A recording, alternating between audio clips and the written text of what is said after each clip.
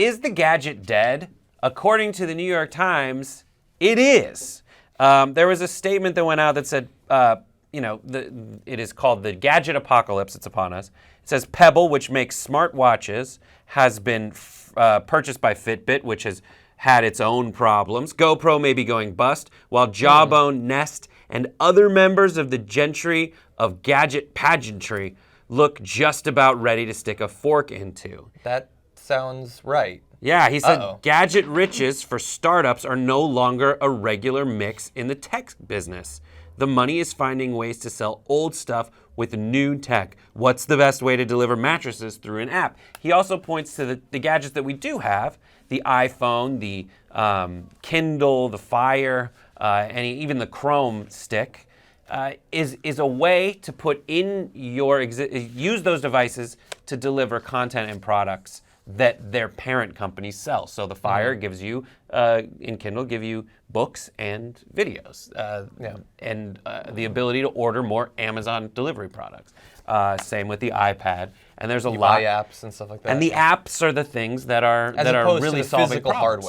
hardware. They're really just like a means to an end to some extent. Yes, and just to summarize the counter argument from The Verge, because The Verge got mentioned in this article, and The Verge was like, "Easy, Jack."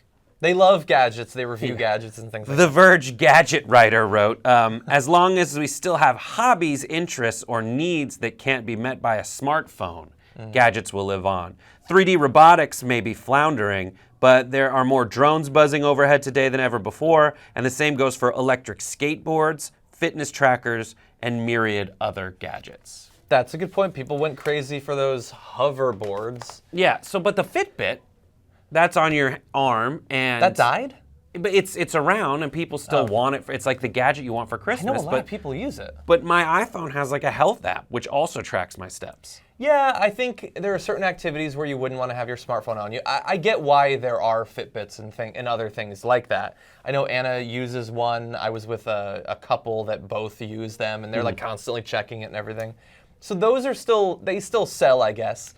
But the opening graphic was kind of right. Like a lot of those places are shutting down. The smartwatches still need a few sort of like apps that prove you need it, I think. Right. They're useful, but generally they're useful in letting you use apps that theoretically you could use in a more complicated, larger device or something. So it makes it a little bit more convenient. So what gadget have you used? Like when you think gadget, what's a gadget that you've bought? I mean, I use my Kindle constantly. I regret almost everything I purchase I regret. But the Kindle, up until I lost it in Boston, I think a TYT fan might have stolen it. I love it. It wasn't expensive. The battery lasts for weeks. Yeah, forever. Weeks. And I've read dozens and dozens of books on it. It was the most, yes, I should have paid 5 times more, and I would have been totally happy with it. Right. In fact, when I lost it, the next day bought another one. But so that is an example. The Kindle is a gadget that does like one thing. Yes. Really. Now, what else is like that? Okay, so, I mean, there's handheld video game consoles were the gadgets that growing up we wanted. I have always kind of wanted to want one, but I don't even play games on my smartphone, so I know I wouldn't play games on that. And so I haven't owned a Game Boy or a PSP or a Vita or anything like that. I never buy the PlayStation games unless it's like one I know that I need to buy. And that happens maybe twice a year. But I played handheld? Or you're saying buying like a PlayStation, like the games, the handheld console? No. If I'm going to do something handheld, it's going to be on my phone. That's true. The thing is, like, the gadget used to be, I think, an invention that was there. It filled in a specific tiny need, and you used it till either you got tired of that thing, or there was something else that took your interest away. Yeah. Now it seems like the gadget gets invented, and if there's any way for your smartphone to do it, your smartphone will absolutely learn a way to do it. Yeah. And so that's what I think the writer's talking about when he's saying the death of the gadget. The other thing says, like, just from a business and supply chain perspective, like he mentioned GoPro. GoPro does a really good job of branding. And it's very specific to that kind of need. But the way that the building of it is set up, there's a bunch of companies that like get all the ingredients that go into making a GoPro from around there for super cheap, and they don't have to spend all that money on branding, so you can buy something very similar. Yeah, that's true. And then you have something like GoPro, which he says, and some people say this about GoPro, is that if you would buy a GoPro, by now you've bought a GoPro.